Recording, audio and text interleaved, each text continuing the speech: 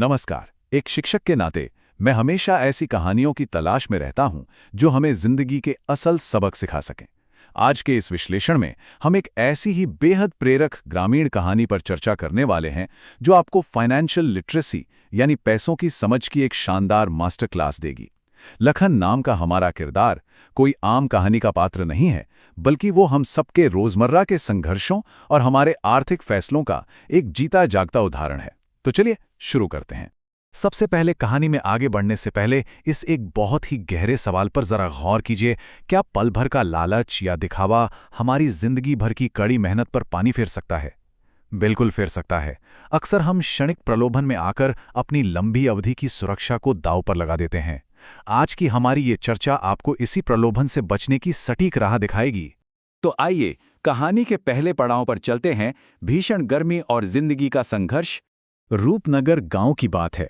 हमारे लखन भाई, जो कि एक बेहद मेहनती किसान हैं, अपनी पत्नी सरला और 7 साल के बेटे करण के साथ रहते हैं।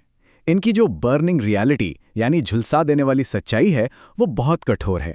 जरा सोचिए, घर में एक पंखा है जो बस नाम का घूम रहा है, मटके का पानी उबलने लगा है, और सबसे ज्यादा दिल तब टूटता है ना जब एक 7 साल का बच्चा गर्मी से बेहाल होकर ठंडे पानी की गुहार लगाता है। इस परिवार को राहत की बहुत सख्त जरूरत है।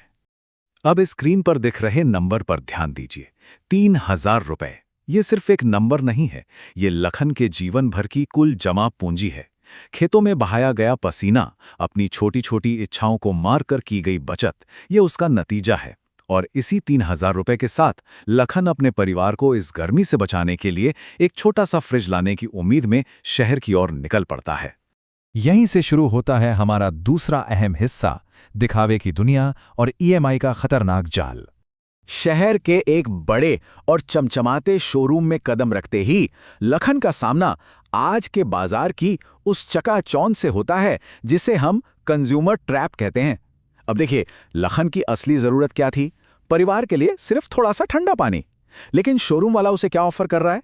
एक 14,000 रुपए का एकदम नया और ब्रांडेड लग्जरी फ्रिज। जरूरत पानी ठंडा करने की थी, लेकिन शोरूम उसे एक स्टेटस सिंबल बेचना चाहता था। 14,000 रुपए। अब एक तरफ लखन की कुल 3,000 रुपए की बचत और दूसरी तरफ ये 14,000 का भारी भरकम प्राइस टैग। इन दोनों के बीच एक बहुत बड़ी खाई है। और आपको पता है, इसी असंभव खाई का फायदा उठाकर सेल्समैन लोगों की भावनाओं से खेलते हैं। जब लखन अपनी मजबूरी बताता है तो सेल्समैन उसे एक ऐसा रास्ता सुझाता है जो दिखने में आसान पर असल में बहुत खतरनाक है। इस रास्ते को हम ईएमआई का भ्रम कह सकते हैं। सेल्समैन कहता है, अरे लखन भाई, सिर्फ 600 रुपये महीने की किस्ती तो देनी है। सुनने में कितना आसान लगता है ना?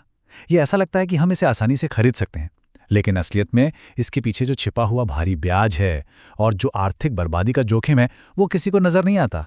आसान किस्तों का चारा तो डाल दिया जाता है, लेकिन सच तो ये है कि कर्ज की जो आर्थिक गर्मी होती है ना, वो गर्मियों की चिलचिलाती धूप से कहीं ज्यादा दम घोटू होती है। लेकिन यहां लखन एक बहुत ही गहरी बात सोचता है। कर्ज में तो इंसान जीते जी मर जाता है। लखन ने गांव में ऐसे कई लोगों को देखा था जिन्होंने किश्तों के चक्कर में अपनी जमीनें और घर तक बेच दिए थे। एक शिक्षक होने के नाते मैं हमेशा कहता हूं कि इस कहानी का सबसे बड़ा सबक यही है। सच्ची दौलत वो है जहां इंसान कल की किश्त की चिंता किए बिना चैन की नींद सो सके। तो अब आते हैं तीसरे पड़ाव पर, एक सही आर्थिक फैसले की असली ताकत। लखन की उस एक समझदार सोच ने उसे बर्बादी के जाल में फंसने से बचा लिया। उसने उस शोरूम के दिखावे को ठुकरा दिया और निकल पड़ा शहर की उन धूल भरी गलियों की तरफ जहां सेकेंड हैंड या पुराना सामान मिलता है। सच कहूं तो हमारी जिंदगी के सबसे उपयोगी और काम के समाधान अक्सर बड़े शोरूम्स से दूर ऐसी ही सादगी में छिपे होते हैं। लखन को तो बस एक ऐसी मशीन चाहिए थी जो पानी ठंडा करे, ना कि ऐसी जो सिर्फ देखने में फैंसी लगे। और वहीं उसे मिल गई द रियल डील। इस गणित को समझना बहुत जरूरी है। लखन ने एक बढ़िया चलने वाला पुराना फ्रिज ढूंढ निकाला, थोड़ी बहुत मोलभाव की और सौदा तय हुआ सिर्फ 800 रुपए में। 200 रुपए ठेले वाले को दिए गांव तक ले जाने के लिए, यानी कुल निवेश हुआ सिर्फ और सिर्फ 1000 रुपए।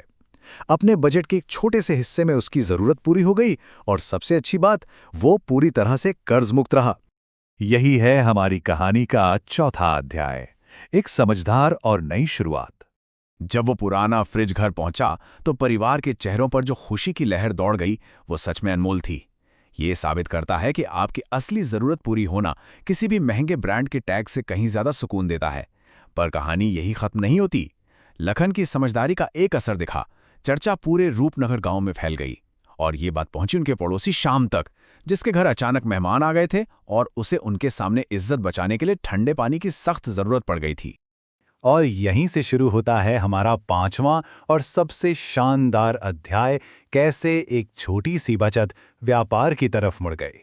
जब पड़ोसी श्याम लखन के पास फ्रिज मांगने आया तो दो अलग अलग विचारों का सीधा टकराव हुआ।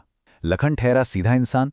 उसकी पहली सोच यही थी कि अरे नहीं, हमारे परिवार की चीज है, इसे सुरक्षित रखना चाहिए। लेकिन यहां एंट्री होती है उसकी पत्नी सरला की।